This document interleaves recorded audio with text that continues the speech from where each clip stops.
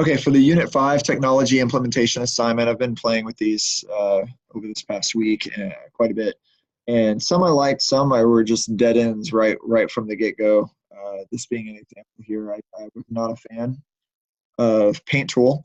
I thought that you had to download something and some type of converter, and then it said download here, safe download, and it's saying safe kind of makes me think it might not be safe.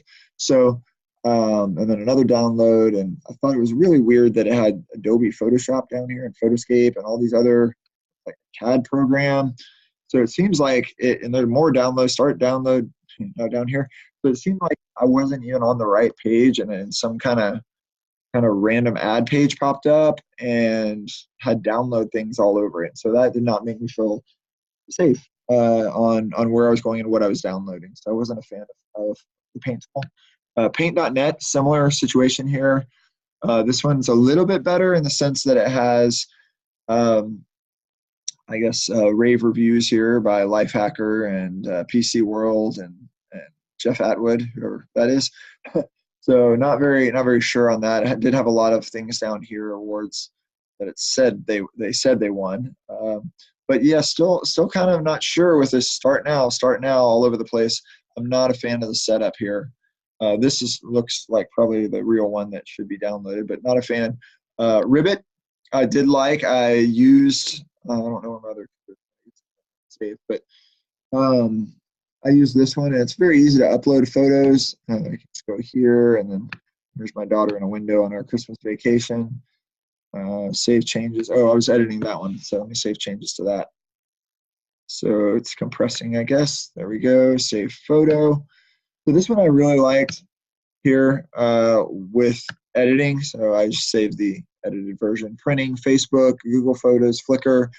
Just the right amount for me. I'm not one that wants a lot of options with social media. They kind of scare me, like they're going to post without my permission and things like that. So I thought just having the Facebook, Google here, your uploads, I thought that was awesome. And then you can click here to edit it, of course. And there's some really cool stuff with rotating, cropping, auto fixing, enhancing the exposure. I thought was cool with the shadows, and you can do this for diagrams or images like this, and you can adjust it to the way you like it, the way you see fit. So I thought this one was great. This was one of my favorites, Ribbit, and I could definitely utilize this in anatomy and physiology. There was another one, I think Pablo. I'm going to skip over to Pablo. No, not Pablo. I must have. Oh, this was it. The PicMonkey. Sorry, I used some of these last week. PicMonkey was really cool. I'm using the same photo here. Very similar setup over here. It looks a little bit more user-friendly than Ribbit. Less, this looks a little more professional. I love the background and all that. But this looks a lot more user-friendly with adjusting the exposure, the brightness, colors. You can add text. You can apply things like, sharpening tools down here, resizing images, cropping, of course, text here, all sorts of stuff. So I thought this one was a great one to use, especially in a class where a lot of the curriculum is very visual. I thought that was great.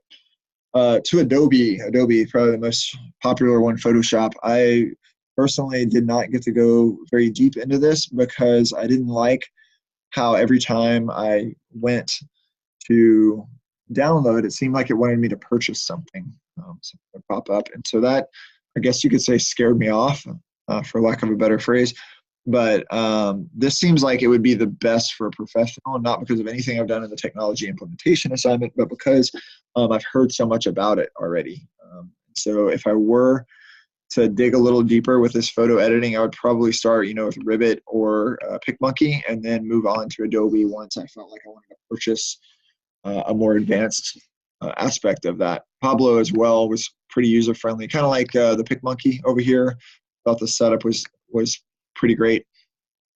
So adding text, contrast, headers, captions, inserting other logos and graphics. What I really liked about this is how your images were all right there as well on screen, because you could be going through one and then scroll down here and be like, oh, I forgot this one here I'm going to do, and forgot you had it, and then combine them if need be. So I thought that was really cool. And this was just another thing with Pablo with your connecting to the social and media accounts.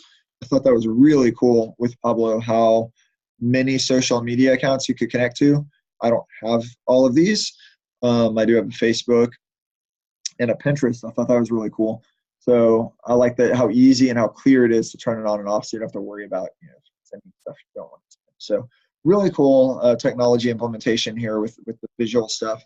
I'm looking forward to playing around with it more. I spoke with a couple of my students about it, and they work for our visual media production program on campus, and they do a lot of stuff with Photoshop. So they said when I get to that they can help me with it. So I thought that was pretty cool. But in the meantime, Ribbit and PicMonkey and a little bit of Pablo to try. Those are my top three for now. But definitely I want to get to Photoshop and dig a little deeper when I can.